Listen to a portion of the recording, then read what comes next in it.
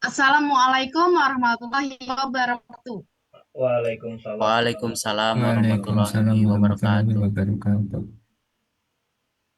Halo teman-teman semua, perkenalkan kami dari kelompok 9. Di sini kami akan menjelaskan tentang augmented reality atau AR dan virtual reality VR dalam dunia nyata. Sebelumnya kami sampaikan salam hormat kami kepada dosen pengajar dalam mata kuliah pengantar teknologi informasi yaitu Bapak Fahmi Romisa, Eskom Mkom. Kemudian, seperkenalkan, saya Stefani Tonapa dengan NIM 08, kemudian rekan saya yaitu Rido Putra dengan NIM 07, kemudian Muhammad Abiyaz Zain dengan NIM 037, dan Lukman Hakim dengan NIM 038. Baik, untuk materi yang pertama tentang AR akan dibawakan oleh rekan saya yaitu Rido Putra. Waktu dan tempat saya persilahkan. Baik, terima kasih atas kesempatannya. Di sini saya akan menjelaskan pengertian augmented reality atau bisa disingkat AR, yang dimana AR sendiri itu menambahkan dunia digital dan ke dunia nyata, yang dimana itu menggabungkan objek dunia digital dengan elemen dunia nyata sehingga menjadi satu kesatuan yang sangat interaktif. Baik, lanjut di sini saya akan menjelaskan kelebihan augmented reality, yang dimana interaktif dan imersif di dunia nyata, efektif dalam pendidikan dan pelatihan, akses mudah via ponsel dan atau tablet, meningkatkan pemahaman konsep abstrak.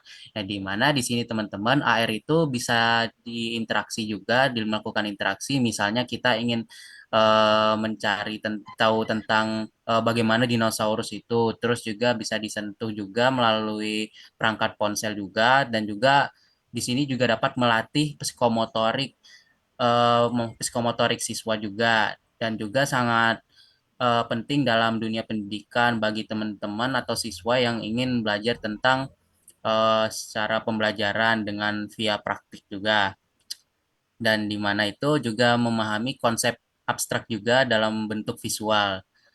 Baik, di sini juga lanjut, walaupun kelebihan AR sendiri itu bermanfaat bagi kalangan juga, tapi juga di sini dijelaskan bahwa kekurangan augmented reality sendiri itu kualitas visualnya terbatas, terbatas pada aplikasi tertentu, biaya pengembangan tinggi untuk solusi canggih, di mana kualitas visual AR itu sendiri, walaupun juga bisa dibilang masih dianggap eh, dunia nyata, tetapi di sini juga bisa dibilang bahwa AR itu objeknya masih kurang realistis dan masih terbatas, yang dimana visualnya tersebut harus masih dalam tahap pengembangan, dan juga di sini AR itu terbatas pada aplikasi tertentu, yang dimana aplikasi tertentu itu hanya beberapa yang mendukung augmented reality juga, serta biaya pengembangan tinggi, yaitu budget yang tinggi juga untuk meningkatkan kualitas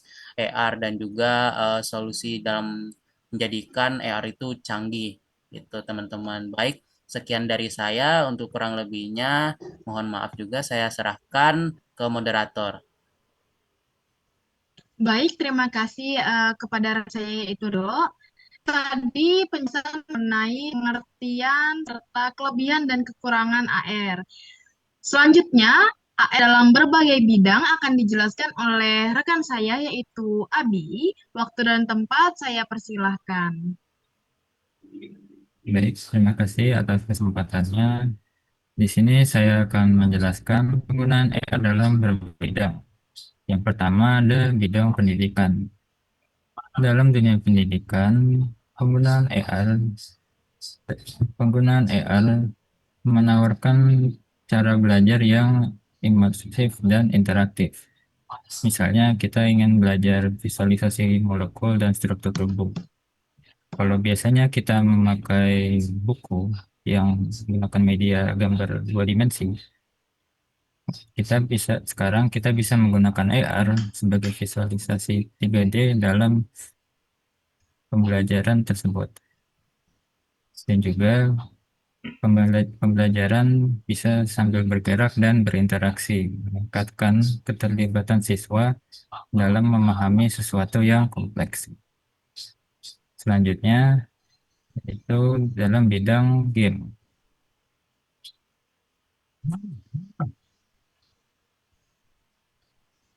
Jadi siapa sih yang tidak tahu game Pokemon Go? Game yang waktu itu booming pada tahun 2016. Jadi apa yang membuat game Pokemon Go ini berbeda dari game-game yang lainnya? Yang buat game Pokemon Go ini berbeda dari yang lainnya adalah cara kita sebagai player memainkan game tersebut. Kalau biasanya kita memainkan game di HP secara virtual, sekarang kita bisa, kalau Pokemon Go, kita bisa memainkannya sambil interaksi ke dunia nyata, menggabungkan dunia nyata dan dunia digital menjadi satu. Selanjutnya ada bidang kesehatan. Jadi, dalam bidang kesehatan, penggunaan AR biasanya digunakan sebagai bantuan operasi, yaitu untuk menampilkan tampilan anatomi dalam bentuk 3 dimensi di atas pasien. Bisa juga untuk pelatihan mahasiswa dalam bidang kedokteran dan pemetaan organ dalam. Sekian penjelasan materi dari saya kembalikan ke moderator. Baik, teman-teman sekalian, itu tadi penjelasan mengenai AR dalam berbagai bidang, khususnya dalam bidang pendidikan, game, dan juga kesehatan. Baik, untuk materi selanjutnya yaitu virtual reality atau VR akan dijelaskan oleh rekan saya yaitu Lukman. Waktu dan tempat saya persilahkan. Baik, terima kasih Eva atas kesempatan yang diberikan kepada saya. Ya, apa itu VR? VR itu adalah virtual reality, adalah teknologi yang menciptakan lingkungan simulasi 3D yang dapat diinteraksi serta membuat pengguna merasa seolah berada di dunia virtual melalui handset VR. Nah, teman-teman, cara kerja VR itu ya simulasi lingkungan. Komputer membangun dunia maya realistis melalui perangkat handset, VR sama audio biasa ditambahkan glove atau controller, baru ada umpan balik indera, visual audio dikirim ke guna untuk menciptakan kehadiran. Contohnya seperti getaran, eh, baru sensasi, feel, grip, semacam gitu. Dan interaktivitas, dunia virtual merespon gerakan dan tindakan berguna di dunia virtual itu. Oke. Oke, kita lanjut ke contoh penggunaan VR dalam berbagai bidang. Contohnya di hiburan, game imersif dan film interaktif. Contohnya seperti game horor, game balap. Bisa mereka menggunakan setir dan juga bangku yang merasa seolah merasa nyata. Yang ada getarannya, ada benturannya kalau jika tabrakan macam gitu. Pelatihan, contohnya simulasi penerbangan, medis, dan pelatihan kerja. 3. Pendidikan, menjelajahi materi seperti sejarah, anatomi, dan lain-lain.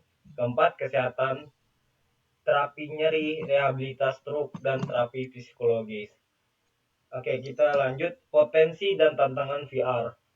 Potensi di dalam VR itu inovasi masa depan dalam komunikasi, pekerjaan, dan pengalaman digital.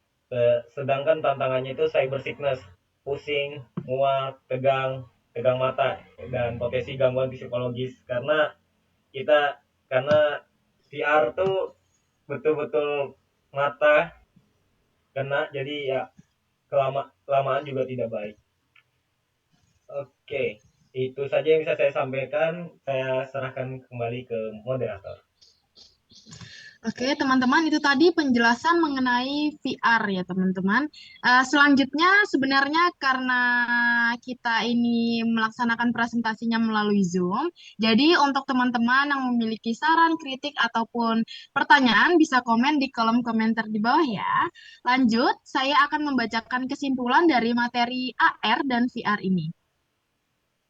Baik, kesimpulannya, AR dan VR memperkaya dunia nyata dan menciptakan pengalaman digital yang imersif. AR menghubungkan dunia nyata dengan digital, ideal untuk pendidikan dan pelatihan. VR menciptakan dunia terpisah yang sangat efektif untuk simulasi mendalam, seperti operasi atau terapi. Keduanya saling melengkapi dan menjadi kunci masa depan yang lebih edukatif, inovatif, dan juga imersif. Baik teman-teman sekalian, itu tadi penjelasan dari kelompok kami mengenai AR dan VR. Kurang dan lebihnya kami mohon maaf. Kami ucapkan terima kasih. Wassalamualaikum warahmatullahi wabarakatuh. Waalaikumsalam warahmatullahi Waalaikumsalam wabarakatuh. warahmatullahi Waalaikumsalam wabarakatuh. warahmatullahi wabarakatuh.